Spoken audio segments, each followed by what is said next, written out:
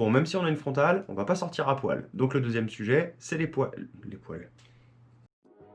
Salut là-dedans. Bon, pour ce soir, on va parler d'un sujet d'actualité. Comme on arrive en hiver, que les jours raccourcissent, et ben on est de plus en plus nombreux à aller courir dehors de nuit ou en fin de journée quand le crépuscule arrive. Et comme je vous en ai parlé hier, ce week-end, je participe à un défi qui a été lancé par François de la Planète Trail. Donc en gros, c'est un relais de 48 heures où on va courir dehors. On est 48 à participer et chacun va courir pendant 1 heure. Donc forcément, il y a des créneaux qui tombent de nuit. Et ces créneaux-là, bah, ça n'a pas forcément été ceux qui ont été pris en premier, c'est évident, parce que les gens ils ont envie de dormir.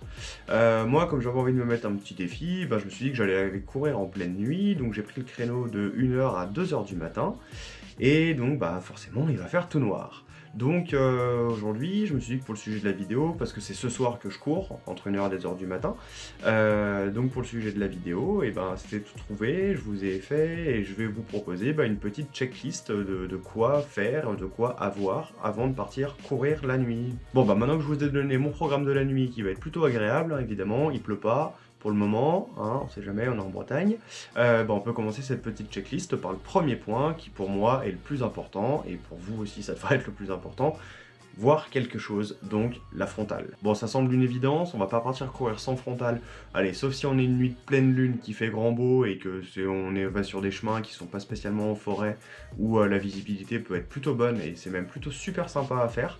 Je l'ai fait un soir et c'est vachement cool. Autrement, il nous faut une frontale pour courir de nuit.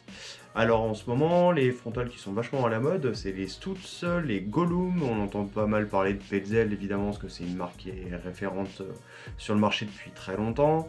Il y a plein de marques, quoi. Même Decathlon doit en faire, si je dis pas de bêtises, donc il y a plein de choses. Évidemment, sa frontale, faut penser à la charger avant ou à changer les batteries, parce que bon, si c'est juste pour une sortie d'1 heure, ça va tenir sans problème, mais si vous partez pour une nuit complète sur un trail, ça peut être pas mal d'avoir plusieurs batteries de rechange au cas où. Alors concernant Stutz, Gollum et toutes ces frontales là, je les ai jamais testées donc j'ai pas d'avis dessus, mais en tout cas de tout ce que je peux en entendre ça a l'air d'être de la super cam. Ouais, c'est pas donné, c'est un coût de 150 ou 200 euros si je dis pas de bêtises pour une frontale. Mais je pense que pour quelqu'un qui sort souvent, ou en tout cas sur des trails où on fait pas mal de nuits, je pense que c'est un bon investissement et qu'on peut pas trop le regretter. Et puis vu qu'au final on a vite fait de courir de nuit à cette période-là, je pense que c'est vite rentabilisé. Alors moi perso j'ai une Black Diamond. Black D c'est une marque qui est orientée ski de base plutôt. Qui existe depuis assez longtemps. Donc moi la frontale ça doit faire peut-être 10 ans que je l'ai, donc c'est pas un modèle de fou. Mais pour mes petites sorties au quotidien, ça me suffit largement, ça éclaire suffisamment, c'est plutôt très agréable. Je pense que le faisceau est pas assez large pour passer une nuit complète confortablement dehors. Donc si je dois me retrouver à faire un trail où je passe une nuit complète dehors, je pense que j'investirais dans une autre frontale type Stutz ou Gollum. Bon, même si on a une frontale, on va peut-être pas sortir à poil dehors. Donc le deuxième sujet, c'est les habits. La nuit il fait frais, voire froid, voire très froid, voire très très froid. Alors qu'est-ce qu'on fait? On enfile des vêtements techniques. Alors moi qui viens de Haute-Savoie, je pense que je le répéterai jamais assez aux touristes qui viennent en vacances et aux copains qui viennent en vacances, qui connaissent pas la montagne, qui connaissent pas le froid. On enfile toujours plusieurs couches fines les unes sur les autres pour avoir chaud. On met pas une seule grosse couche, ça sert à rien. En fait, quand on enfile plusieurs petites couches, ça va créer une pellicule d'air entre chaque couche, et l'air, il n'y a pas mieux comme isolant. Donc il vaut mieux enfiler plusieurs petites couches qu'une seule grosse couche. Il faudra également penser à bien couvrir les mains, les oreilles, le nez, le cou, la tête, toutes les zones qui sont vraiment sensibles au froid.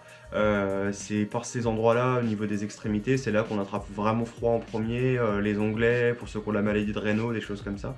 Il vaut mieux se protéger. Et comme la nuit, il fait nuit, et il vaudrait mieux qu'on ait des vêtements réfléchissants, ou en tout cas des bandes réfléchissantes sur nos vêtements. Moi j'ai une veste qui a des petites bandes réfléchissantes, mon porte-gourde il a des bandes réfléchissantes. Faudrait que j'en installe sur ma frontale, ce serait pas mal. Là, je me suis racheté une casquette, bon je l'ai pas encore reçue, une nouvelle casquette qui a des bandes fluorescentes réfléchissantes justement sur elle. Donc c'est plutôt un sujet très intéressant, et puis ça peut être pas mal pour que les fous du volant ou la mamie qui voit plus rien parce qu'elle a 90 balais et qu'elle a encore envie de conduire, et ben qu'elle vous rentre dedans et que vous vous retrouviez étalé comme une crêpe sur le bitume. Bon, maintenant qu'on a de la lumière pour y voir clair, qu'on a des habits pour y voir chaud, il serait peut-être temps de savoir où on va et de pas se paumer. Donc là, il y a deux indispensables pour moi, c'est la montre GPS et le téléphone. Partir dans le noir sous la pluie par 5 degrés, ça fait de vous un warrior auprès de vos gamins, ça y a pas de doute. Par contre, partir sans moyen de localisation, ça fait de vous un bon imbécile. Donc on ne part jamais sans moyen de localisation. La plupart des montres GPS, elles ont un système qui s'appelle retour chez vous, ou retour au point de départ, ou des choses comme ça. Même les entrées de gamme, hein, moi j'ai une Garmin Forerunner 235 qui date d'il y a quelques années, qui est à moins de 200 €, elle a un retour au point de départ. Et bah c'est tout bête, si je me paume dans la nuit, j'ai juste à cliquer là-dessus et ça m'indique le chemin pour rentrer chez moi.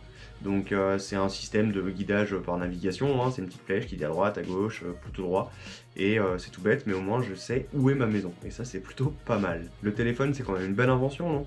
Et même que les smartphones, ça sert encore à téléphoner. Si, je vous jure, ça téléphone un smartphone, ça fait pas que aller sur internet. Et bref, téléphoner, quand on est paumé en pleine nuit, que la montre GPS, eh ben, on n'arrive pas vraiment à gérer, qu'on est paumé, qu'on sait pas du tout où on va, ou qu'on s'est planté, ou qu'on s'est fait mal, qu'on s'est fait une cheville, qu'on a pris un arbre, parce que la frontale elle s'est éteinte, qu'il n'y avait plus de batterie, et puis il y avait un arbre droit devant vous, et ben c'est quand même pas mal pour téléphoner à votre copine, ou à votre copain, ou à vos parents, et de leur dire je suis paumé, vous pouvez venir me chercher.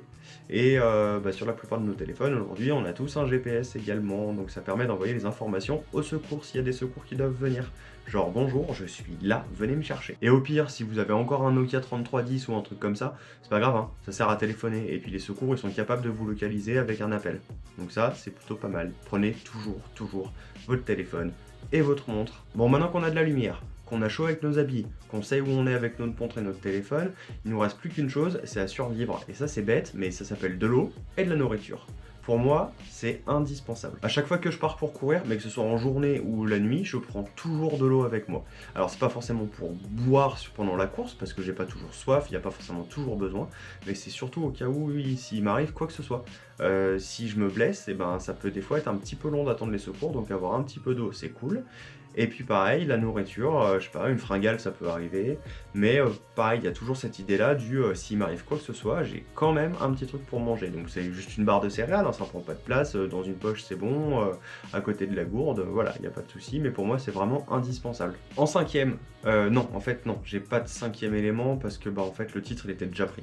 Donc ben voilà, c'est tout pour la vidéo de ce soir.